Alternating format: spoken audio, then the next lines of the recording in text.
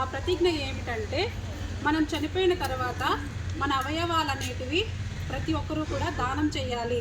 ఎందుకంటే ఎంతోమంది అవయవాలు లేకుండా, అంటే కిడ్నీ ఫెయిల్యూర్ అయిపోయి, లేకపోతే లివర్ ఫెయిల్యూర్ అయిపోయి, కళ్ళు లేకుండా ఉండే వాళ్ళకి ప్రతి ఒక్కరికి కూడా చనిపోయినా కూడా మనము ఉపయోగకరంగా ఉన్న మన అవయవాలని వాళ్ళకు దానం చేసినట్లయితే వాళ్ళకు కూడా మరొక జీవితాన్ని మనం అందించగలుగుతాము. వాళ్ళు కూడా మళ్ళీ ముందు వాళ్ళు భవిష్యత్తులో కూడా ఏ అవయవ లోపంతో లేకుండా ప్రతి ఒక్కరూ కూడా అంగవైకల్యము ఇలాంటివి ఏం లేకుండా ముందుకు సాగుతారనేసి ఈ ప్రతిజ్ఞ ప్రతి ఒక్కరూ వాళ్ళ కుటుంబ సభ్యులతో మరియు ఫ్రెండ్స్, స్నేహితులు అందరితో కూడా ఈ ప్రతిజ్ఞ అనేది చేపించాలనేసి మనకి ఆదేశాలు వచ్చాయి. ప్రతి ఒక్కరం ఈ ప్రతిజ్ఞ అనేది మనము ప్రతి ఒక్కరూ ప్రతిజ్ఞ చేద్దాం.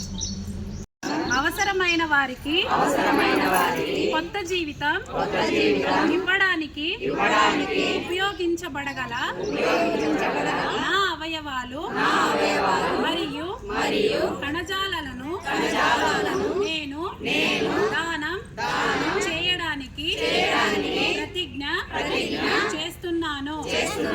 మన దేశంలో అవయవాలు మరియు కణజాలాలను కొరతను దృష్టిలో ఉంచుకొని నా కుటుంబ సభ్యులు, స్నేహితులు మరియు సహపౌరులను మరణం తర్వాత అవయవాలు మరియు కణజాలాలను దానం చేయడానికి ప్రోత్సహించేందుకు నేను అన్ని ప్రయత్నిస్తానని ప్రతిజ్ఞ చేస్తున్నాను.